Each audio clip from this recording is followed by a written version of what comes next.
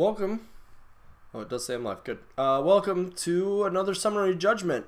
As I've said on some of my previous recordings, the plan here is to kind of power through. We're going to get through Wave 1 as the Wave 2 models are arriving, and I have been derelict in my duties would be a bit of an exaggeration since I'm not paid for this and nobody asked me to do this. It's just me throwing my opinions out there. But we're going to keep going through the heroes. I'm going to try to give you a sense of what they do and what's strong about them and so forth. And today, we're going to talk about Kruul. He is an orc witch doctor. And again, if you haven't seen the other videos, witch doctor just gives you some flavor. He is a soul gazer. It's been a while since we talked about one of those. He has a soul harvest of 6. He has a movement of 4 and agility 4, no resilience. He has a melee of 6 and a magic of 7.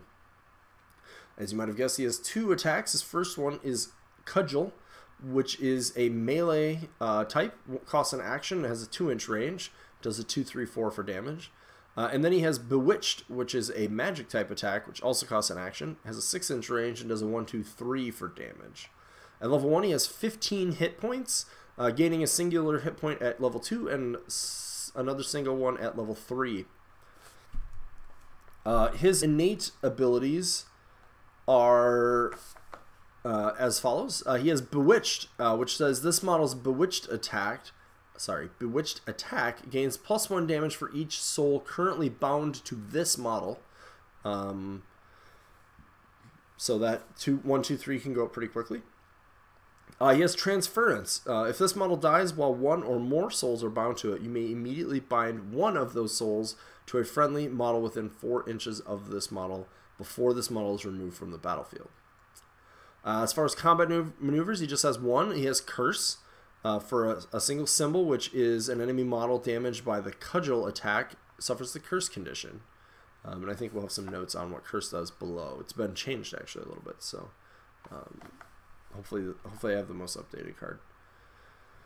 As far as active abilities, he has one called Null Magic, which costs an action. Place a Null Magic token within 4 inches of this model. While within 4 inches of this model, enemy models do not gain the benefits or effects of magical artifacts they possess.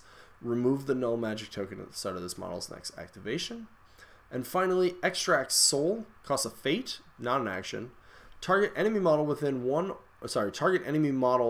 one or more bound souls just damaged by Bewitched attack, and that's why it doesn't cost an additional action. Loses control of a soul. Unbind one soul from the enemy model and place it base to base with the enemy model on the base edge closest to this model. The soul then moves D3 inches directly towards this model. At level 2, you get Soul Distortion, which is enemy models suffer -1 penalty to their soul harvest attempts on souls that are within 6 inches of Kruul. This stacks with standard modifiers, therefore if this model is within 2 inches of a soul, enemy models would get a -2. You get the idea. And then at level 3, he has a fate ability called Frenzy. It's an active ability. Whilst within 6 inches of this model, friendly orc heroes gain +1 damage modifier to basic attacks, and it expires at the start of Kruul's next activation. And then just some notes. Curse. This is not actually updated. So Curse models are unable to harvest souls either by soul harvest or killing an enemy model. They also are not able to control or contest shrines, I believe is the change. I will have to look that up, but I do believe Curse was changed to have that because it was felt to be a little bit on the weaker side before.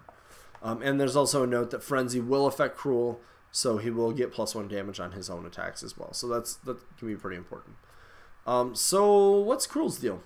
Well, he's a Soul Gazer. So we talked a little bit about Soul Gazers with Zarin, I believe, way back a while ago now. But one of the things that is inherent to being a Soul Gazer is you can Soul Harvest at 4 inches rather than 2, which means you can typically do so from a safer distance.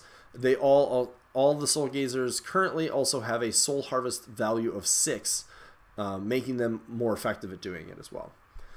So that's one of the. So Kruul is sort of one of the more, and we'll get to the other one that this is true for. But I would call Kruul sort of just your standard Soul Gazer in a lot of ways, right?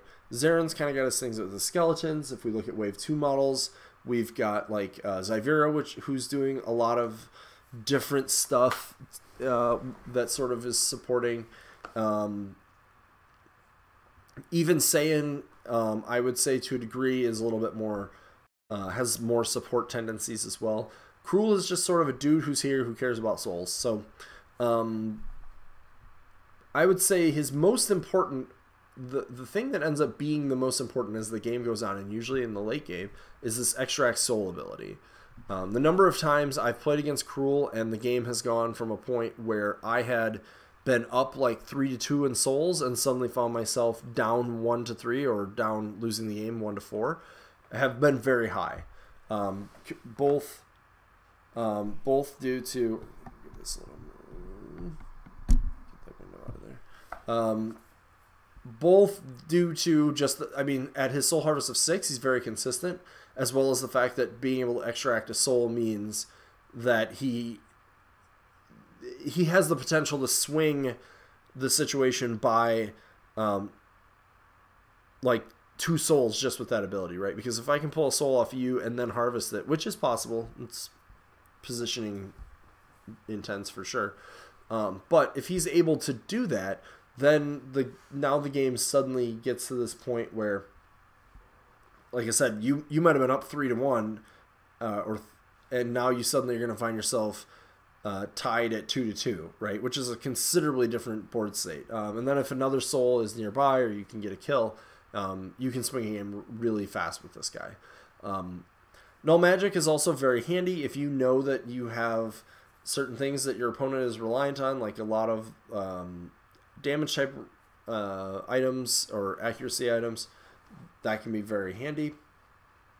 Transference is also very important because if he often wants to have a soul on him so that his magic attack does some more damage, but that's often very risky.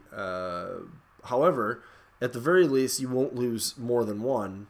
Or sorry, you won't lose. You will always maintain at least one, and sort of lets you keep them on him a little bit more. Curse, I played a decent number of games with and against him. I don't think I've seen Curse come up too often just because it's a melee attack, and I think you want to keep him back a little safer most of the time. Soul Distortion can definitely, again, now we're talking about, again, as we go into the late game, right? You pull that soul off, now you have Soul Distortion, so even if they want to get it back, let's say you can't do that, right? Now if they want to get it back, if you pulled it far enough, you might have 1 or 2 models there disrupting it, plus throwing another -1, plus depending on the type of models they have, like this can be a very backbreaking ability too. And Frenzy, I've not really used a lot, but it certainly strikes me as strong if you have